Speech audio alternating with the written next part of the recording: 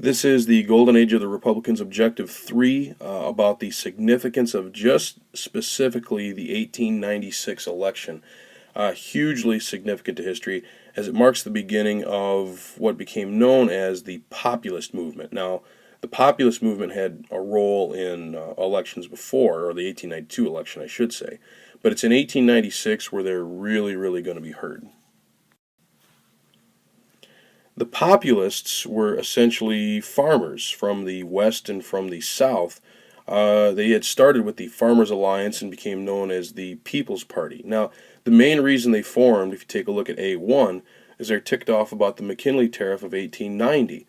With the tariff rates jacked up so high and making it so impossible for foreign countries to sell their goods here, when the tariff is that high, foreign companies have to pay higher rates to sell their product, which means they have to jack their prices up or they won't make any money. Well, that protects American manufacturers. American manufacturers, knowing that foreign competitors have to raise their prices so high, well, American manufacturers can have any prices that they want. And farmers who were industrializing during this time, big, massive manufacturing farms, they paid high prices for equipment.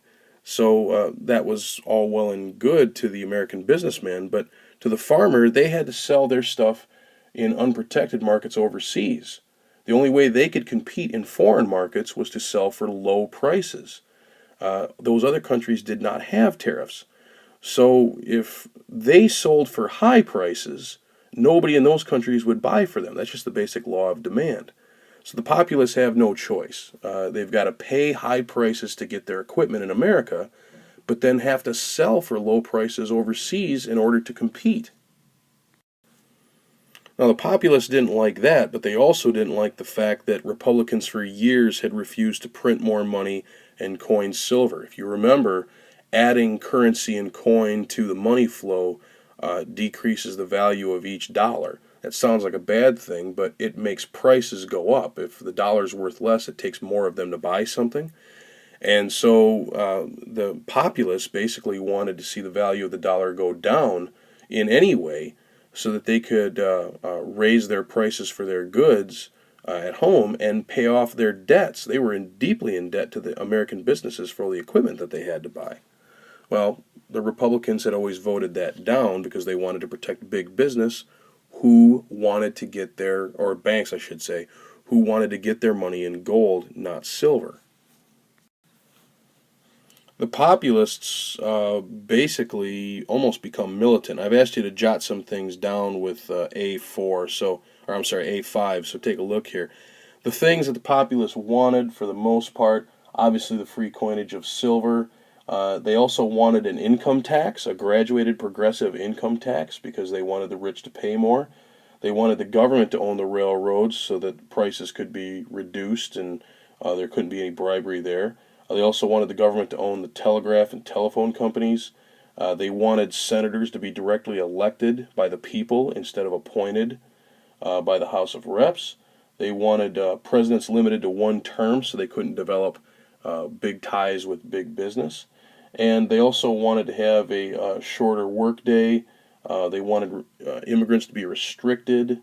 And probably one of the more interesting things is that they wanted to adopt the initiative and referendum elections, which were designed to let people to have a direct say in lawmaking. The problem for them is that they couldn't stay unified because of race issues. A lot of Southern black slaves had, after the war and gaining their freedom, moved west and become Western farmers. And the Southerners and the Westerners couldn't always get along on a common policy. By 1896, letter B here, it turned into an issue of hard money, quote-unquote, gold bugs versus silverites who wanted inflation and they wanted prices raised by adding silver and paper money to the money flow. The Republicans nominated this guy, William McKinley of Ohio, who actually had written the McKinley tariff in 1890 and as a result been voted out of his congressional seat by populist voting support, or lack thereof, I should say. So he was no populist by any means, and they couldn't stand the guy. Now, in the election, he's backed by this guy, Marcus Hanna, also of Ohio, with McKinley. And this guy may be the founding father of big business politics as we know it today. He was an iron millionaire, and his whole purpose was to back up McKinley and get him elected. He promoted the gold standard just like McKinley did, and he didn't want prices to be inflated. And his big thing was that he believed that government was there to help big business. He felt that was the American dream, and he also felt that if big business succeed, that wealth would trickle down to the workers.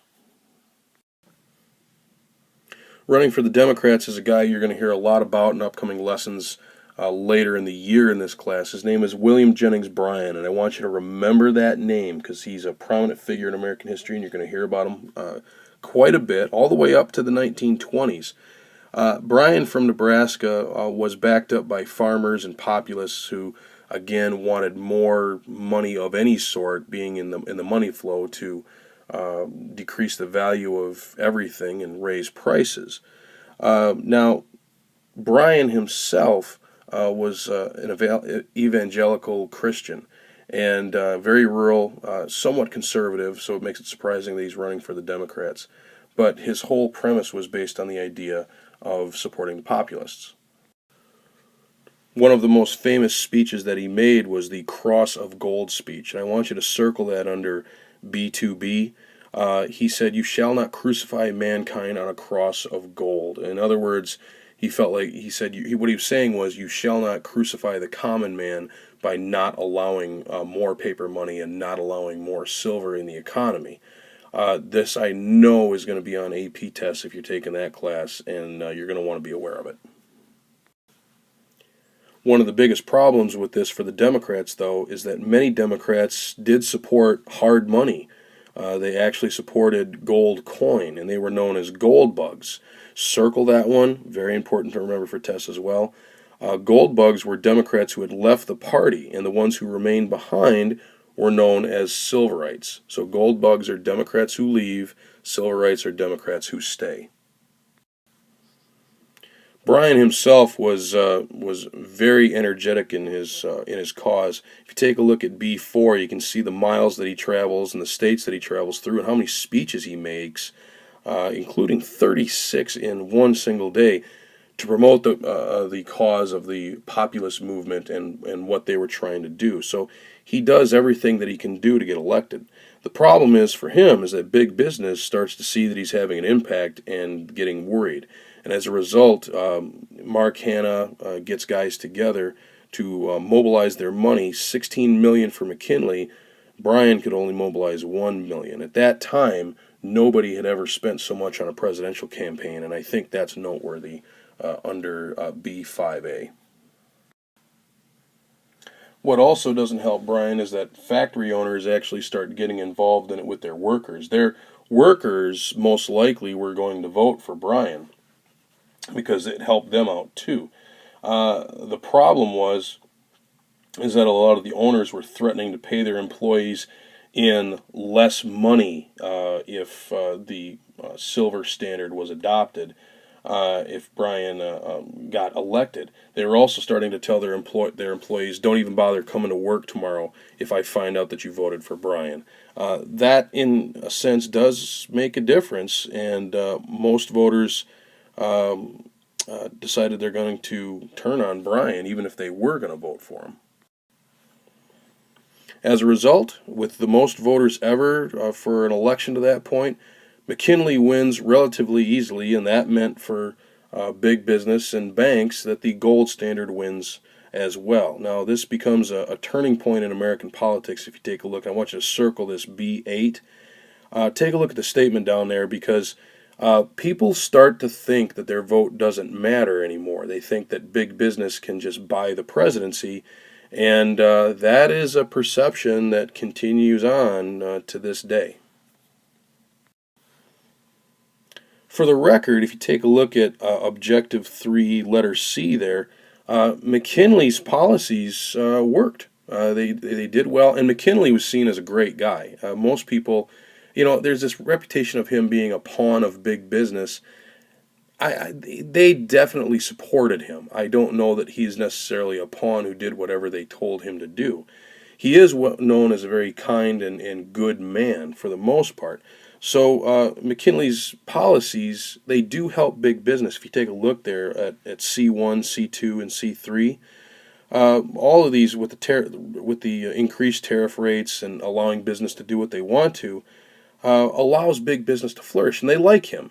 But it does help the economy. A lot of people started to produce more goods. It's during the golden age of American invention. A lot of American inventions come about during this time.